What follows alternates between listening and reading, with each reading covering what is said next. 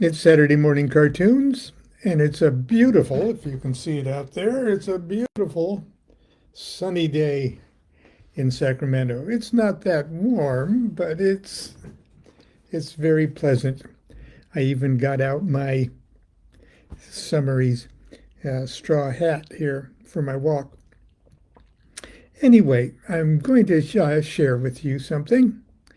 Uh, Constance has been reading out loud to Magic Without Tears, Crowley's Magic Without Tears, to a friend uh, over the telephone every week, and we discuss it as she reads the next installment. And what she read today is uh, just so sort of in sync with where I am as I'm finishing up my new book. And so I thought I'd share it with you today, a couple little things.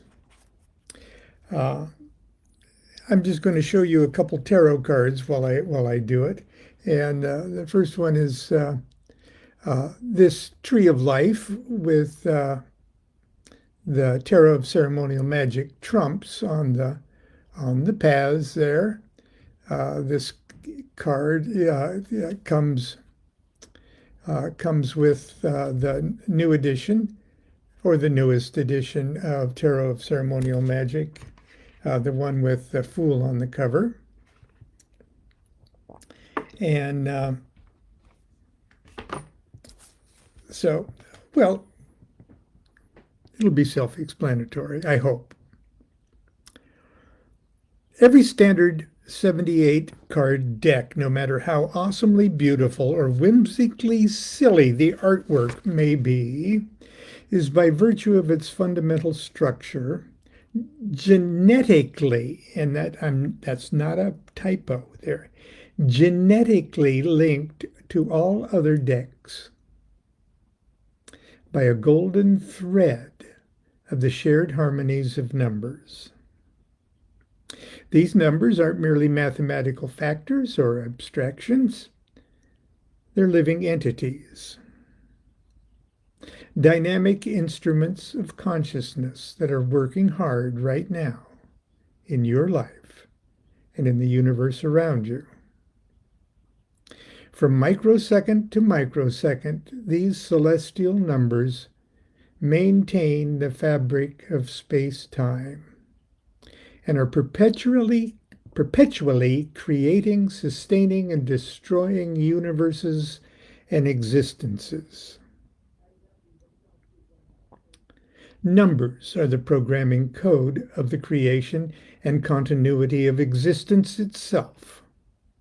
And Cabala is one name for this master code.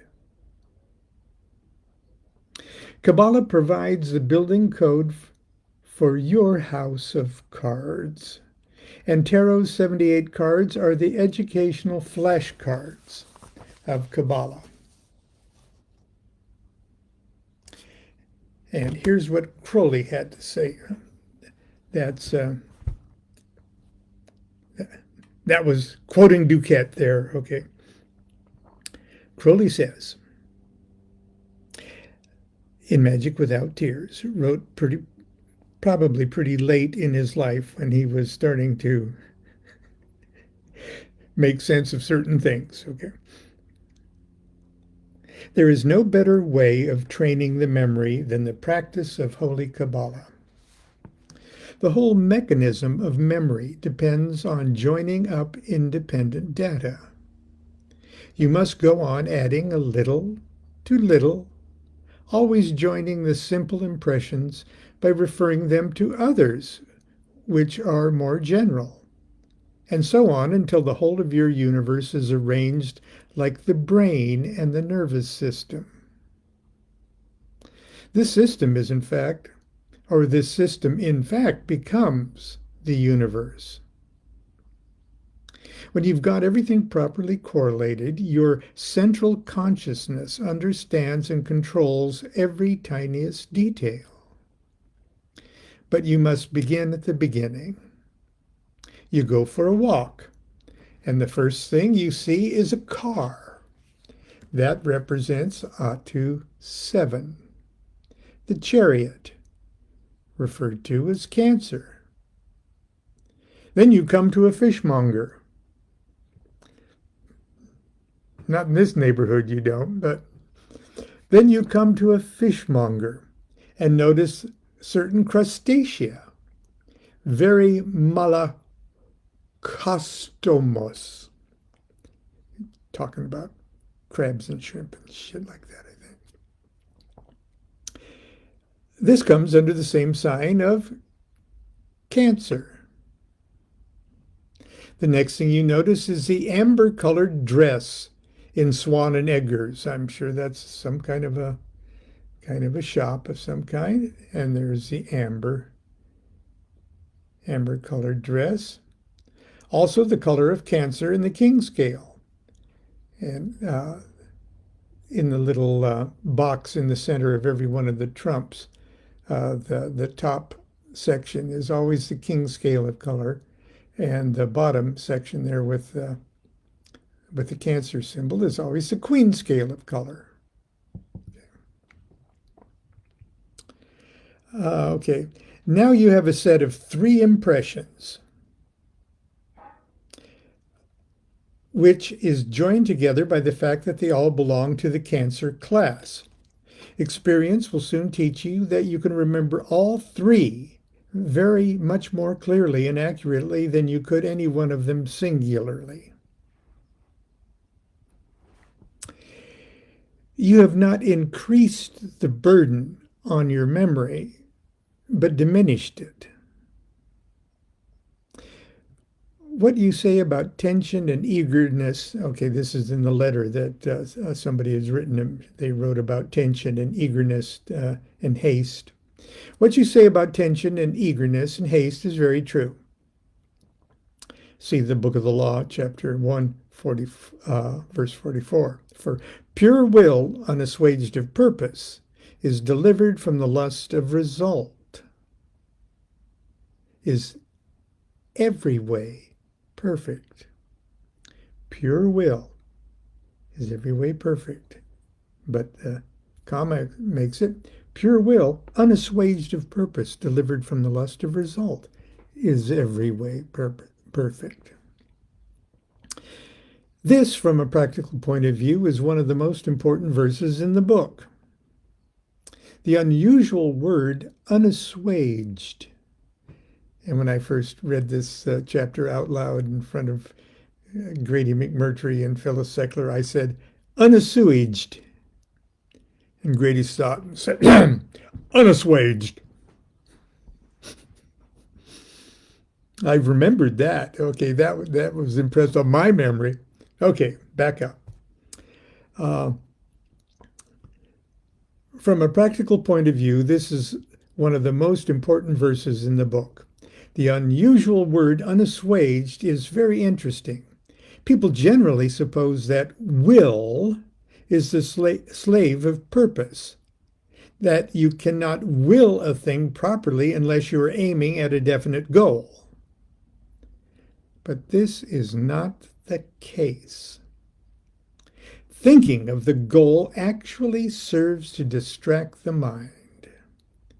In these few words is included the whole method without all the bombastic piety of servile doctrine of mysticism about the surrender of the will. Nor is this the idea of surrender actually correct. The will must be identified with the divine will, so-called. And this is where Constance and I's discussion centered around this line.